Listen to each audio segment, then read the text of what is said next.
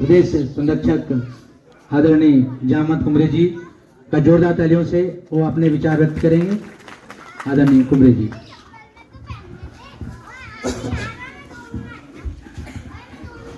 धन्यवाद। सेवा जोहार आदरणीय सोहन दुर्वे सर।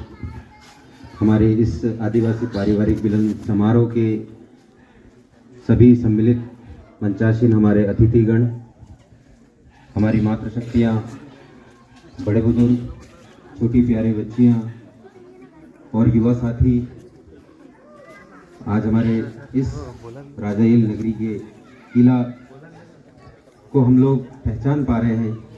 यहाँ की प्रकृति शक्ति को मेरी ओर से नमन, सेवा जोहार। आज पहला वर्ष ऐसा रहा जब मैं इस पारिवारिक मिलन समारोह में सम्मिलित हुआ। ये मेरा सौभाग्य है कि आज इतने हमारे पूरे सगा समाज के लोग इस मंच पर एकत्रित हुए और इसके पीछे जो इसको सोचने वाले और इसको संचालित कर इतना बड़ा रूप देने के लिए उन आयोजक समिति का मैं बहुत बहुत धन्यवाद, आभार व्यक्त करता हूं कि हम लोगों के बीच में एक आपसी सामंजस्य, समानता, एक दूसरे के प्रति सेवा की भावना, हमारे बच्चों में, बड़ों में, छोटों में क्या अनुशासन होना चाहिए, किस प्रकार एक दूसरे का हम सम्मान कर सके, इसी सोच को लेकर आज यहाँ पर सब लोग हम एकत्रित हुए हैं और ये निरंतर प्रयास लगातार कई वर्षों से हो रहा है। तो इसके लिए हम आने वाले भविष्य में चाहेंगे कि उन युवाओं को अधिक से अधिक जोड़कर, हमारी मातृशक्तियों को जोड़कर, बड़े बुजुर्ग सभी लोग यहाँ पर शामिल हो सके, ऐसा भव्य आयोजन करने का हम भी प्रयास लगातार और आगे बेहतर करेंगे। तो निश्चित रूप से हमारे समाज को एक नई दिशा देने का जो काम, हमारी जो सोच है, वो कार्य पूर्ण कर सकेंगे। आज के समय में जिस प्रकार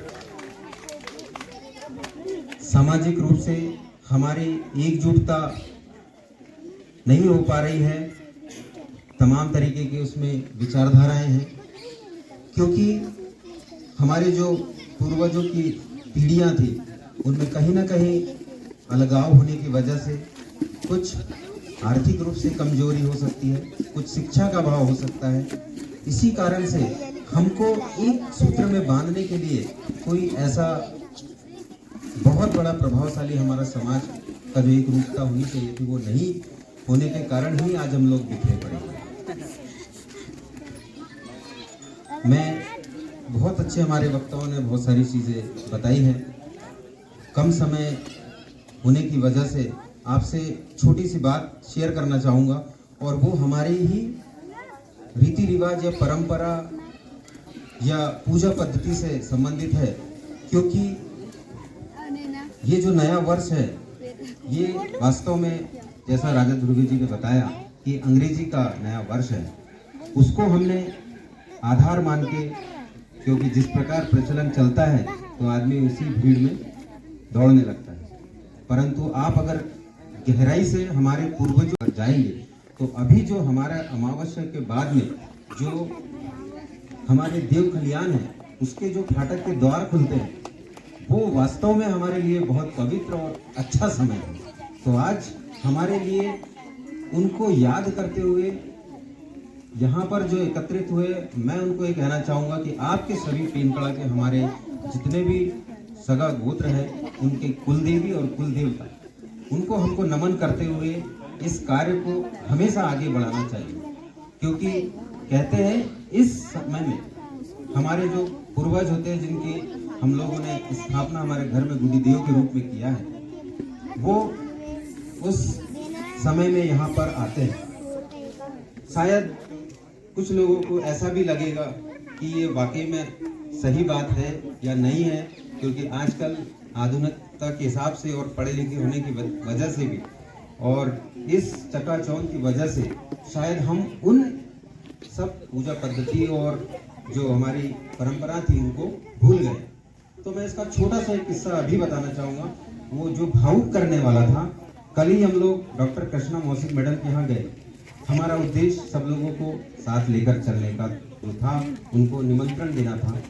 तो उन्होंने हमें वाकई में वास्तविकता बताई कि उनके घर परिवार में जिस प्रकार उनकी दादी का देहांत हुआ, उनके पति का देहांत हुआ, वो भी एक बड़े अच्छे प्रसिद्ध डॉक्टर रहे हैं। उन्होंने विस्तार से बताया कि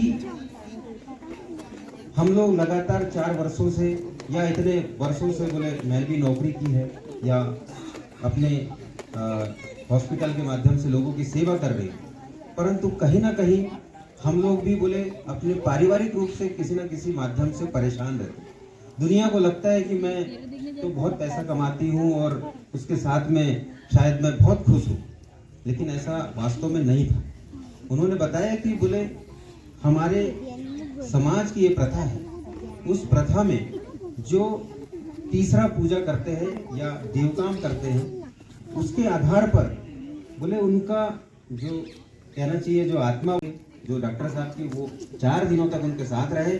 उन्होंने एक एक चीज, एक एक वाक्य उन बच्चों के साथ शेयर किया, उस मैडम के साथ शेयर किया, और उन्होंने ये भी बताया कि मैं शायद इसको पहले मतलब विश्वास मेरे लिए करना संभव नहीं था, लेकिन उन्होंने जब उनसे हर एक चीज उनके बारे में जानकारी ली तो उन्होंने उस बूढ़ी माँ के शरीर में जो विद्यमान थे जीवन, उन्होंने हर एक घटना के बारे में, तो बोले मैं भी उसके लिए आश्चर्यचकित रहा। तो ये वास्तविकता है।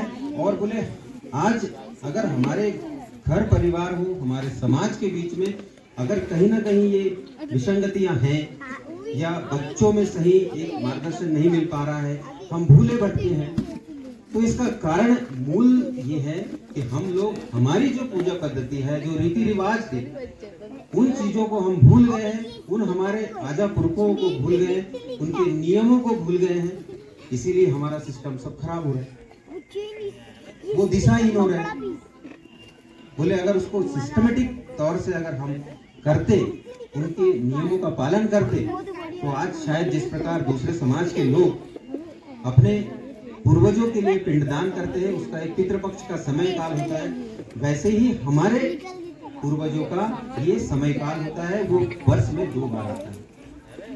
तो ये एक सच्चाई है और इसको मानना नहीं मानना ये हमारे समाज के सभी सगाजनों को सीखने की आवश्यकता है, समझने की आवश्यकता है। और यदि हम दूसरों के देवी देवताओं के लिए अगर इतनी पूजा पाठ करते हैं, तो मैं समझता हूँ कि यदि अगर हम हमारे पूर्वजों को, जिनको हमने देखा है, जो जिनकी पूजा हम प्रकृति पूजा मानकर करते हैं, हम उनको ना पूछते हुए मूर्ति पूजा को पूछते हैं, ये वाकई में विवादित होता है। लेकिन अगर हमारी बात करें, हमारे आदिवासी समाज की बात करें, तो हम लोग उससे जुड़े हुए हैं, प्रकृति से जुड़े हैं, तो हमें उनकी पूजा पद्धति को भूलना नहीं चाहिए। और प्रति त्योहारों के समय हमको उन पूर्वजों के लिए भी जो दाना पानी उनको देना चाहिए, क्योंकि ये एक नियम था, उन नियमों का कोई लेख नहीं है, इसलिए हम शायद उसको अंगीकार करने से बचते हैं। हमको लगता है कि हम तो हमारे रोजगार से या हमारे पैसों से या हमारी खेती बाड़ी से हम लोग समृद्ध हो गए, तो शायद हम लोग उसको भूल जाते हैं, परंतु ये शायद वास्तविकता है। आप लोग भी सब इससे बहुत अच्छे से परिचित है। तो मैं इसी वाक्य के साथ में आप सभी को और हमारे सगा समाज को, हमारे बड़े बुजुर्ग छोटे, उन सभी लोगों को बहुत बहुत सेवा जोहार करता हूं कि आज आप लोगों के बीच सब लोग एक साथ यहाँ पर एकत्रित हुए। धन्यवाद, सेवा जोहार, जय संविधान, जय गुरु।